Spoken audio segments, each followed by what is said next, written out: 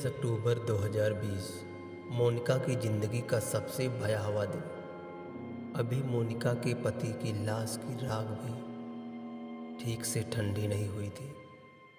तभी मोनिका के बगल में आकर किसी ने धीरे से कहा, मैडम अमन की तबीयत अचानक बिगड़ गई है, उनको तुरंत अस्पताल लेकर जाना पड़ेगा। अमन मोनिका का बड़ा बेटा था जो अपने पापा के मरने के बाद घर का बिजनेस संभालने वाला था। 2 घंटे बाद मोनिका का पर्सनल फ़ोन बजा। जब मोनिका ने फ़ोन उठाया तब उधर से आवाज़ आई, मैडम अमन बाबू अब इस दुनिया में नहीं रहे। मोनिका का जिस्म पहले से ही शांत था। अमन भी इस बात को सुनने के बाद शिथिल होने लगा था।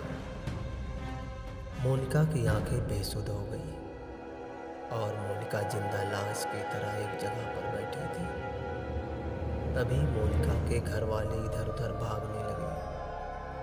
फिर मोनिका के ड्राइवर ने आकर मोनिका से कहा, मैडम आपके बड़े बेटे हंस अचानक जमीन पर गिर पड़े और उनकी सांसें टूटने लगी। मोनिका कुछ कहती उसके पहले घर के बाहर से एम्बुलेंस की सायरन की आवाज़ आने लगी।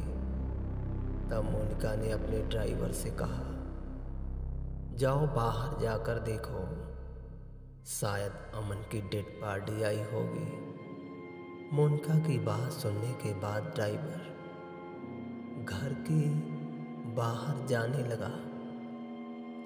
तभी ड्राइवर ने देखा सामने से मोनिका मैडम की बेटी जहाँ पर पढ़ती थी उस स्कूल के प्रिंसिपल चले आ रहे थे। ड्राइवर ने प्रिंसिपल से घर आने का कारण पूछा, लेकिन प्रिंसिपल ने ड्राइवर से कुछ नहीं कहा। प्रिंसिपल ने सीधे आकर मोनिका मैडम से कहा, मोनिका मैडम आपकी बेटी रिया का एक्सीडेंट हो गया है, जिसके कारण मौके पर ही उसकी मौत हो गई थी। मैं रिया की बॉडी लेकर आया हूँ। मोनिका ने कहा, कोई बात नहीं, बॉडी लाकर मेरे पास रख दो। थोड़ी देर बाद सायरन बजाती हुई एक एम्बुलेंस और आई। अमन की बॉडी लेकर मोनिका अपनी जगह से नहीं उठी। ड्राइवर से कहकर अमन की बॉडी को भी अपने पास रखवा लिया। हंस की सांसें भी टूट गई थी। हंस को भी उठवाकर मोनिका ने अपने पास रखवा लिया। उसके बाद मोनिका उठी और अपने बच्चों की लाशों के ऊपर लेटकर रोने लगी। आज मोनिका के कंधे पर हाथ रखने वाला कोई नहीं था।